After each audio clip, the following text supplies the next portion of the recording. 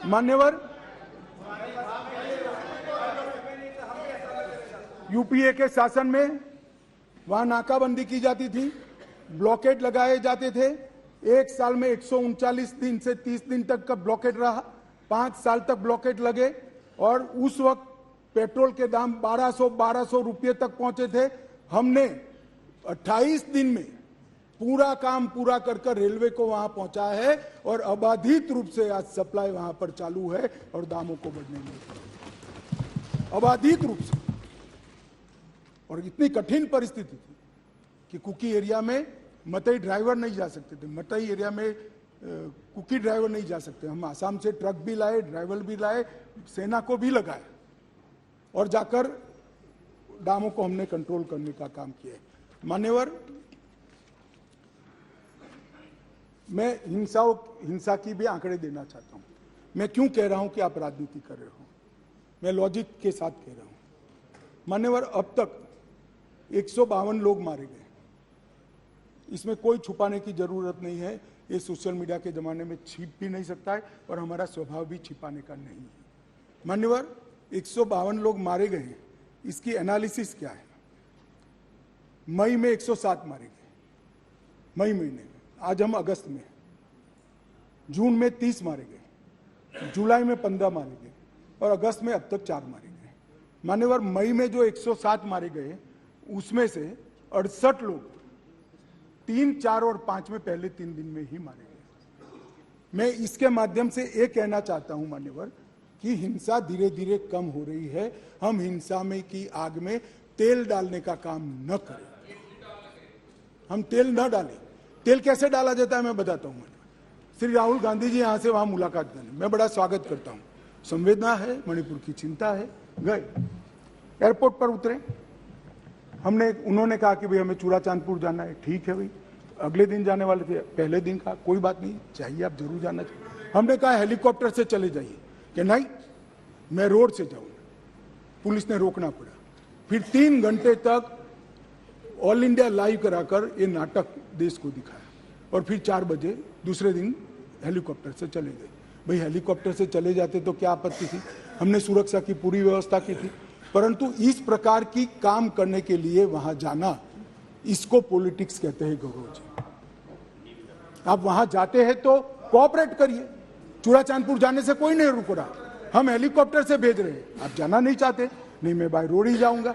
चलो by road जाना है, जनता को दिखाना है, तो फिर दूसरे दिन क्यों गए? दूसरे दिन भी न जाते, दूसरे दिन भी गए तो पहले दिन सत्याग्रह दिखाना था।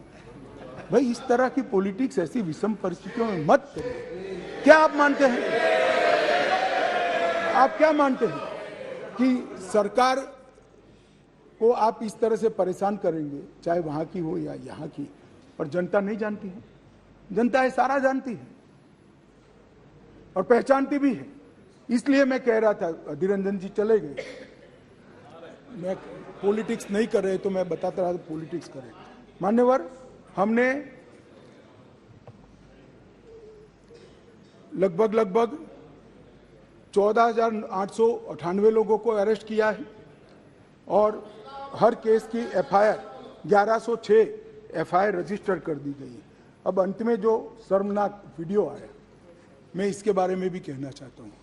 मान्यवर, ये वीडियो 4 मई के दिन की दुर्भाग्यपूर्ण घटना है। दुनिया में किसी भी जगह पे, किसी भी स्थान पर किसी महिला के साथ, किसी युवा महिला के साथ इस तरह की घटना समाज के नाम पर धब्बा है। मान्यवर, इसका कोई समर्थन नहीं कर सकता, ना ये सदन कर सकता है, ना कोई पॉलिटिकल पार्टी ना कर सकती है, यहाँ की ना वहाँ की। मेरे मन में एक छोटा सा सवाल मेरे मन में तो नहीं आया, कुछ मीडिया के मित्र जो ऊपर बैठे हैं उन्होंने डाल दिया। उन्होंने मुझे पूछा कि अमित भाई ये 4 मई का वीडियो संसद सत्र के 1 दिन पहले ही क्यों आया? अगर किसी के पास वीडियो था तो वीडियो डीजीपी को देना चाहिए या नहीं देना चाहिए? मानिए, किसी के पास वीडियो था तो पुलिस तंत्र को देना चाहिए या नहीं देना चाहिए? उसको सार्वजनिक करना चाहिए क्या? वो महिला के सम्मान की तो सोचो ना जी। इंटेलिजेंस का सवाल नहीं था भाई, वहां उस वक्त इतने हुड़दंग में। एक मिनट, इंटेलिजेंस के पास नहीं आया, मगर आपको देना चाहिए था या नहीं देना चाहिए था? आपको देना चाहिए था या नहीं देना चाहिए? हाँ, दादा का काम टीवी में बताने का है। दादा का काम मान्यवर, फिर भी मैं टाइमिंग में ज्यादा नहीं जाना चाहता। सुनिए ना भाई, मैं टाइमिंग में ज्यादा जाना नहीं चाहता मान्यवर। वीडियो किसी के पास भी था, मैं इन पर आरोप नहीं कर रहा हूं, किसी के पास भी था। अगर उसने डीजीपी को दे दिया होता तो 5 तारीख को ही पकड़ गए होते, क्योंकि जिस दिन वीडियो दिया उसी दिन वीडियो की कॉपी पर से हमने फेस आइडेंटिफिकेशन सॉफ्टवेयर का उपयोग करते हुए सरकारों के डेटा के साथ मिलान करते हुए 9 के 9 लोगों को अरेस्ट कर दिया और वो आज ट्रायल फेस कर रहे हैं जेल में। उस वक्त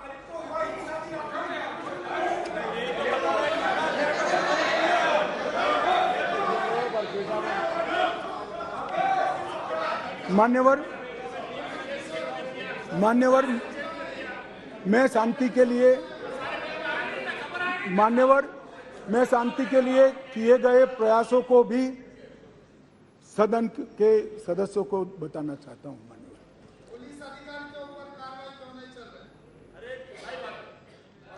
मान्यवर, मैं वहां 3 दिन रहा, 3 रात रहा।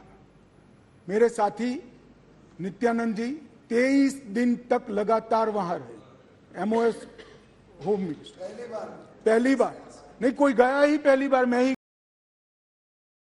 तक कोई नहीं गया है। इतने सारे दंगे मैंने जो बताए नस्ली इंसान, कोई नहीं गया है। एमओएस 23 दिन रहा, 3 दिन में रहा। मान्यवर, हमने इस सारी की जांच के लिए हाईकोर्ट के सेवानिवृत्त न्यायाधीश का एक कमीशन बना दिया है, जिसमें एक आईपीएस और आईएएस अफसर भी है। मान्यवर, अध्यक्ष राज्यपाल महोदय को अध्यक्ष बनाकर शांति समिति को हमने वहां पर प्रस्तापित किया है। 36,000 से अधिक सुरक्षा कर्मी, जहां मतई समूह रहता है, जो कुकी रहता है, बीच में बफर जोन बनाकर खड़े हैं। आज भी गुस्सा शांत नहीं हुआ है, परंतु हिंसा इसलिए कम हुई कि बीच में 36,000 पैरामिलिट्री फोर्सेस दिन रात तैनात थे, इसलिए हिंसा कम हुई है। बेहतर इंटर एजेंसी समन्वय के लिए यूनिफाइड कमांड व्यवस्था, क्योंकि वहां बीएसएफ भी है, सीआरपीएफ भी है, असम राइफल भी है, सेना भी है, मणिपुर पुलिस भी है। 5 सुरक्षा एजेंसियों के बीच में बेहतर समन्वय के लिए यूनिफाइड कमांड व्यवस्था बना दी गई है और उसकी चेयरमैनशिप यहां से भेजे गए सुरक्षा सलाहकार के हाथ में है। इस घटनाक्रम के पीछे षड्यंत्र वाले जो 6 केस रजिस्टर किए, 6 के 6 केस पहले सीबीआई को दे दिए गए थे। सुप्रीम कोर्ट ने और 11 केस सीबीआई को दिया है। इसके लिए भी एसआईटी आज गठित हो गई है। मान्यवर, पीड़ित और पुनर्वसन पैकेज दिया गया है। सभी मृत्यु वालों को 10 लाख रुपया चुकाने का काम समाप्त हो चुका है। लगभग 30,000 मैट्रिक टन चावल रातों रात पीयूष भाई ने यहाँ से वहाँ भेजा है, जो भी बांट रहे हैं। किसी भी क्षेत्र में मेडिकल सुविधाओं का अभाव न हो, इसलिए भारत सरकार की 8 टीमें अलग अलग एम्स से वहाँ कैंप के अंदर कर दी गई है। कोर्ट में मुकदमों में किसी की एक्स पार्टी सुनवाई न हो, इसलिए चारों प्रभावित जिलों के डिस्ट्रिक्ट कलेक्टर के वहाँ वीडियो कॉन्फ्रेंस की सुविधा कर दी है, तो हाईकोर्ट में जाना नहीं पड़ता है, सबकी सुनवाई वहीं से हो रही है। बच्चों का ऑनलाइन एजुकेशन चालू हो गया है। घाटी में 98% स्कूलें खुल गई है, 80% उपस्थिति रहती है। 2% स्कूलों में कैंप चल रहे हैं, वो भी अब अस्थायी शेल्टर बनाने की शुरुआत हमने कर दी है। राहत सामग्री सुलभता से मिले, इसके लिए भी हमने ढेर सारे प्रयास किए हैं और सुरक्षा की समीक्षा भी हर सप्ताह मैं यहाँ से वीडियो कॉन्फ्रेंस से यूनिफाइड कमांड के साथ करता हूँ। गृह सचिव हर दूसरे दिन करते हैं और डीआईबी हर रोज करते हैं। मान्यवर, इतनी क्लोज वॉच के साथ वहाँ शांति बनाने का प्रयास चल रहा है। मैंने आगे कहा कि पुरानी सरकारों में किसी में 9 महीना हुआ, किसी में 1.5 साल हुआ, मैं इतना जरूर कहना चाहता हूं मान्यवर, कम से कम समय में ये हिंसा को शांत करने का काम हम कर पाएंगे, ऐसा मुझे भरोसा है। आज ये सदन जब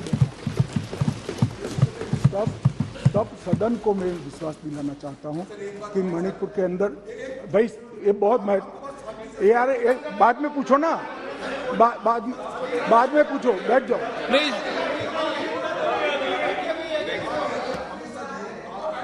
मान्यवर,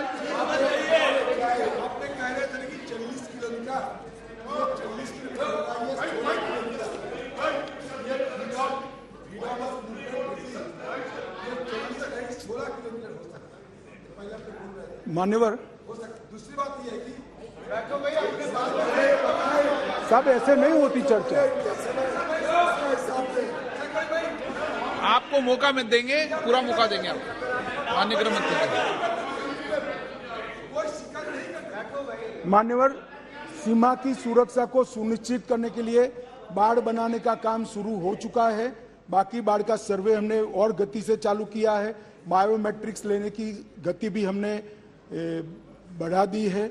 और मैं इस सदन के माध्यम से मणिपुर के दोनों समुदायों से करबद्ध निवेदन करना चाहता हूं, हिंसा किसी भी समस्या का समाधान नहीं है। वार्ता करिए।